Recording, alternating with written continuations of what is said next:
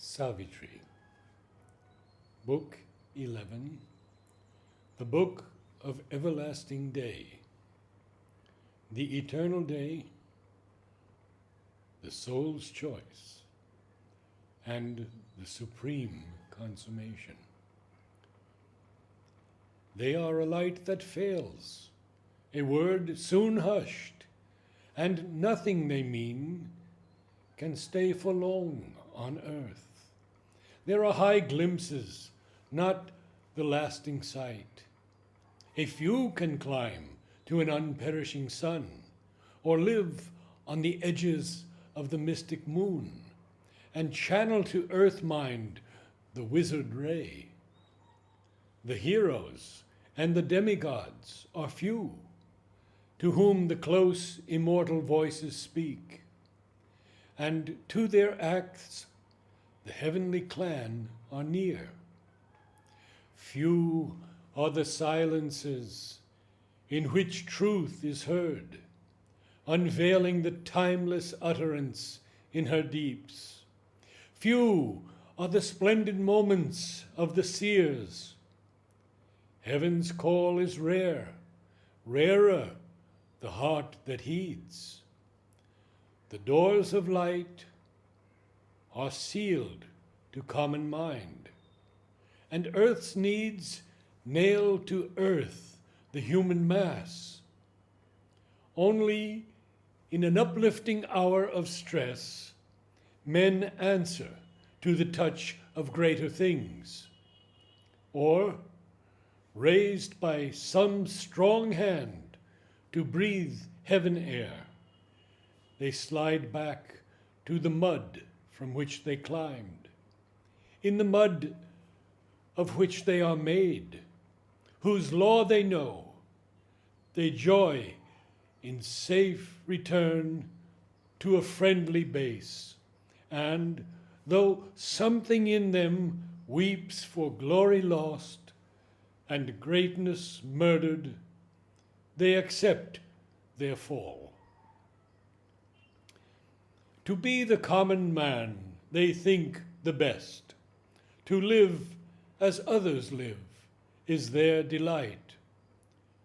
For most are built on nature's early plan, and owe small debt to a superior plane.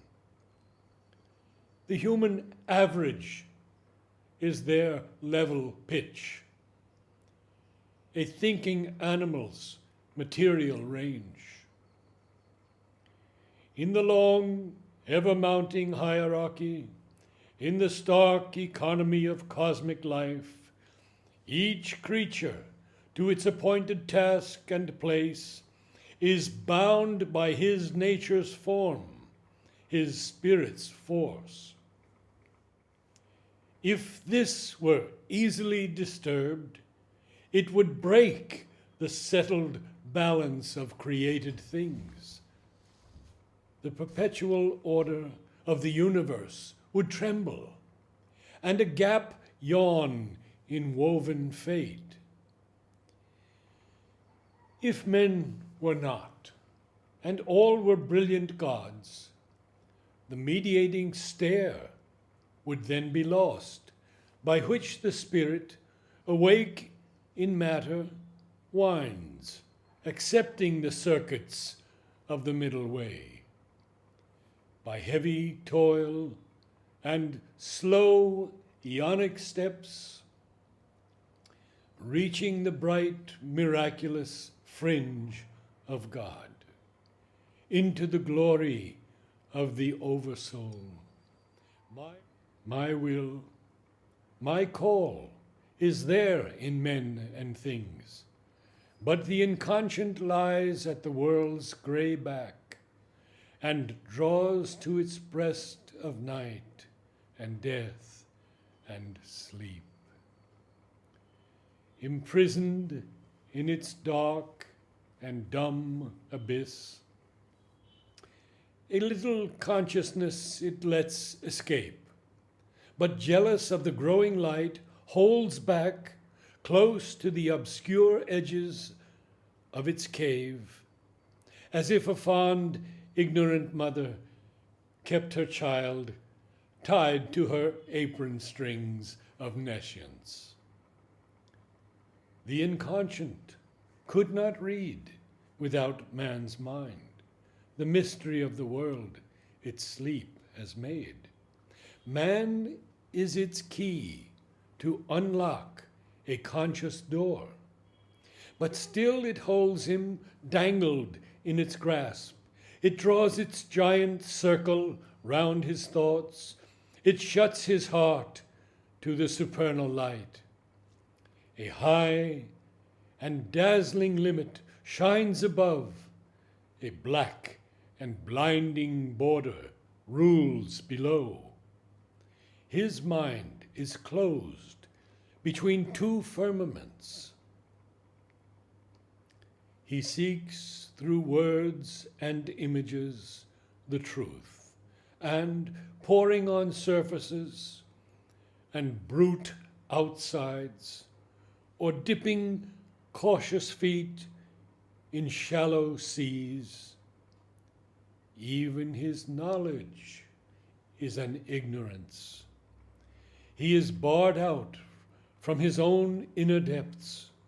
He cannot look on the face of the unknown. How shall he see with the omniscient's eyes? How shall he will with the omnipotent's force?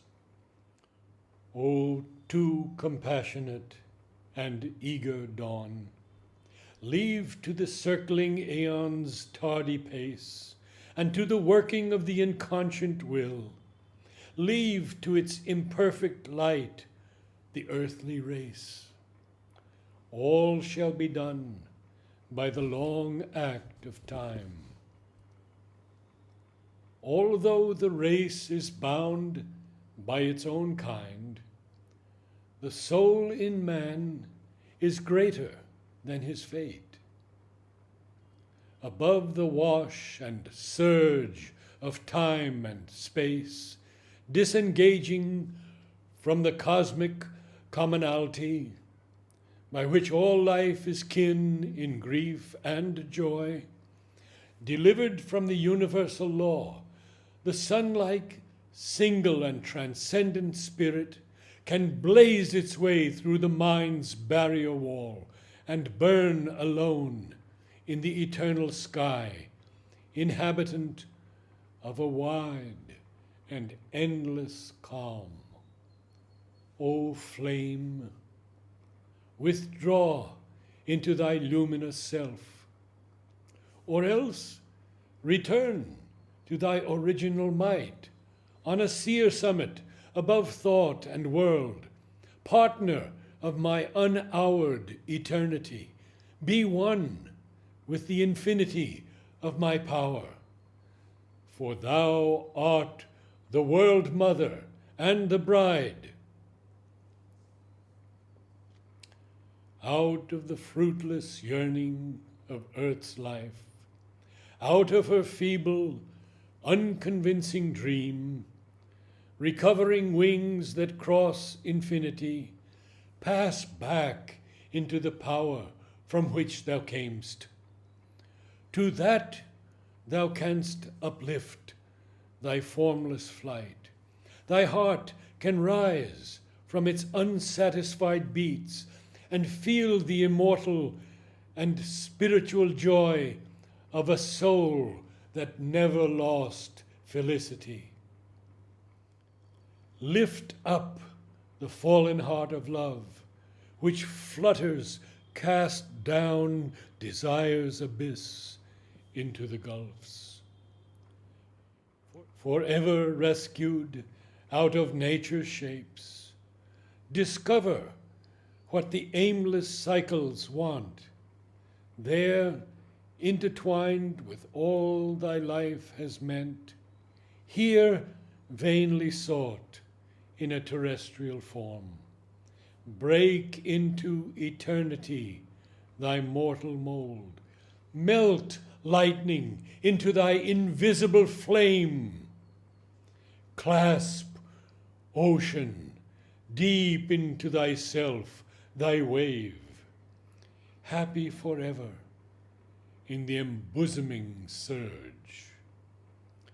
Grow one with the still passion of the depths. Then shalt thou know the lover and the loved, leaving the limits dividing him and thee. Receive him into boundless Savitri. Lose thyself into infinite Satyavan. O miracle, where thou beganst, there cease.